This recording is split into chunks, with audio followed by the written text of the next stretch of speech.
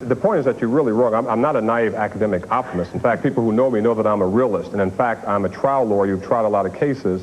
And I know that this case is going to be tried in Los Angeles County in front of a judge who will ensure that your client's rights are protected. You're going to have every latitude to challenge the government's evidence, including whether or not it will be even tried in that county, which gives you a lot of latitude. And you're going to have people, and it amazes me, talk about naivete, to suggest that the millions of people in Los Angeles, that no one can be fair. That's absurd to make that judgment about people. People feel very strongly about Rodney King. They feel very strongly about Reginald Denny. If you are exactly correct, then maybe the Reginald Denny case should not be tried in Los Angeles either. I mean, we're talking there about the truck driver who was pulled out of his truck and beaten. The point is that the people of America go beyond that. If you look at the case of people who, Oliver North being tried, couldn't find a fair jury, they found the jury and he was convicted of some crimes. But does the politics of it worry you at all, Professor? I mean, to have the President of the United States coming out and talking about the jury verdict, is that worrisome to you? I would have been shocked if President Bush had said, oh, that's the way it works, or I'm not surprised. I mean, the point is he was stunned. That's his word. I'm stunned. I'm still stunned, imagining how that jury could have done it, other than understanding the move to Simi Valley and the other issues that came out of trial. I can see how those people in that circumstance could decide to acquit those police officers. But I think that this is not a political trial. I mean, the sense that the Constitution's not going to be on trial, that we're going to discard it after the verdict, whenever that verdict may come in. What we will do, I hope, is to understand that there are fair people, black and white, who can judge this evidence, and that this won't be a charade where neither the defendants receive a fair trial nor the community gets a sense of justice. And that's only part of it. And Ms. Moore, I think one other point that I don't mean to disagree with you, but my sense is that if you go into the barbershops and the beauty salons, you walk the streets of Compton tonight. If you walk L.A., people aren't confident that there's going to be a conviction. And I don't think that people should be built up to think that this is some sense a savior. That's one of the things I wanted to ask you, Ms. Moore. The fact is that this law is very difficult to convict under. You have to prove the intention of violating the civil rights. And if they are in fact acquitted again, doesn't it inflame people to talk about riots, to talk about the necessity for a guilty verdict? I don't think it inflames people. I think the feeling's there. And if Professor Ogletree happened to live in the ghetto where I live, which I'm sure he does not, which is the problem with most of the justice individuals, because they're so far removed from reality. Well, if you live, let me speak, please, sir, because I'm sorry, but it is my turn, sir. My turn. I sit here and let you talk for more than 5 minutes, sir. I would like to have my day. I would like to have my time, sir. I think it's very important and very impolite of you to cut me off. I sat here and let you go through your whole dissertation of what you feel the law should do. It's my turn now, and I would appreciate you acting a gentleman if you can possibly do that. Thank you very much. I wish you would. It is important for you to know, since you do not walk the streets of Compton, you do not understand what the problems are in my community. You do not know the outrage because you're not a victim of what Rodney King is a victim of, as well as the LA4 and others. I suggest that you come back home, understand what the problems are, understand that people are angry, and understand that there must be some solution. You cannot continue to violate the rights of African Americans or any people in this nation and not expect them to rise up and get angry. They're going to be angry. They're still angry. Nothing's been resolved. We're hoping that indeed, we hope that the system, people like yourself who are part of the system, who allows the system to perpetuate violence against us, we would hope that you would rise to the top, not wait till a man almost loses his life to deal with our problems. And I'm not going to get into a battle with you because you're really not the problem. The problem is the fact that we want these officers we're glad that they're indicted, but we want them found guilty. We want the same kind of unjust trial that we see going on with the LA4. We believe that they're no different. We believe that they should go through the same process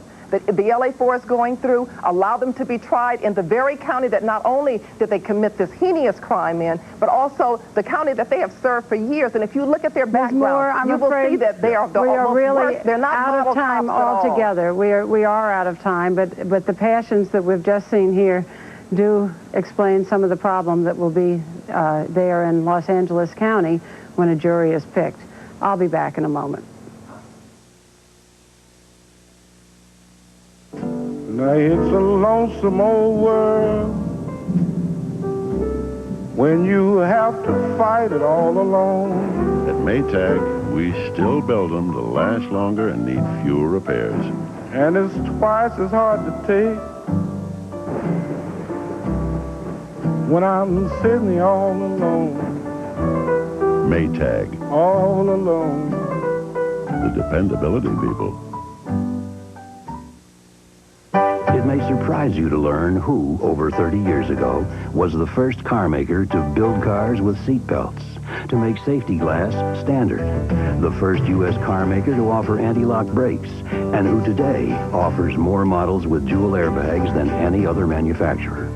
That company is Ford Motor Company. We're committed to making safety innovation an important part of quality. Ford Motor Company.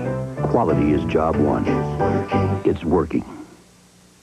Either you give your customers reliable service or somebody else will. We chose AT&T because our 800 service is our front door. If it shuts down, we shut down. AT&T has the most reliable 800 service. It's guaranteed by the 800 assurance policy, and it's designed so that more calls get through. To us, a single 800 call could be worth thousands of dollars.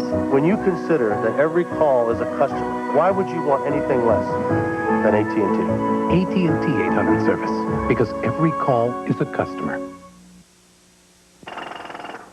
There's a thin line between life and death, for road construction workers and for you. Last year, 8 people died in road work zones, and 6 of them were in motor vehicles. Watch for the orange signs, and watch for the other traffic. A little bit of caution now will let them get their jobs done, and we'll all be around to enjoy it later. Have you checked your tires lately? On the next Good Morning America Tire Safety, it could save your life. Also, Gene Hackman and Marla Maples here on Good Morning America. The news doesn't come to a stop overnight. For the latest from around the nation and the world, turn to World News Now, later tonight on this ABC station. That's our report for tonight. I'm Cokie Roberts in Washington. For all of us here at ABC News, good night. If you wish a videocassette version of Nightline, the cost is $14.98 plus $3.95 shipping and handling. If you wish a printed transcript, please send $4 to 1535 Grant Street, Denver, Colorado, 80203. Nightline is a presentation of ABC News. More Americans get their news from ABC News than from any other source.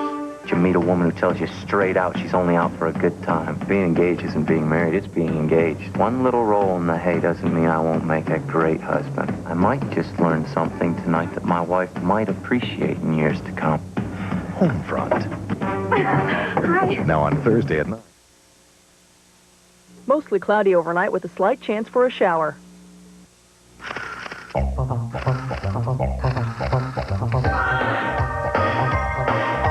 you least expect it, you're elected. You're the star today. You're on candid camera. With a focus, you're the focus. It's your lucky day. You're on candid camera.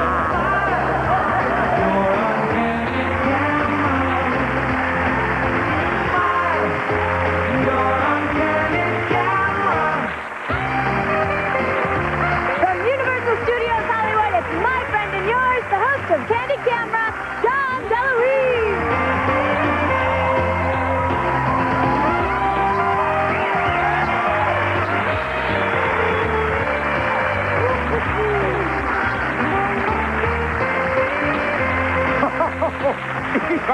Eva, oh, you look so good, and you look so good. Welcome to Candid Camera.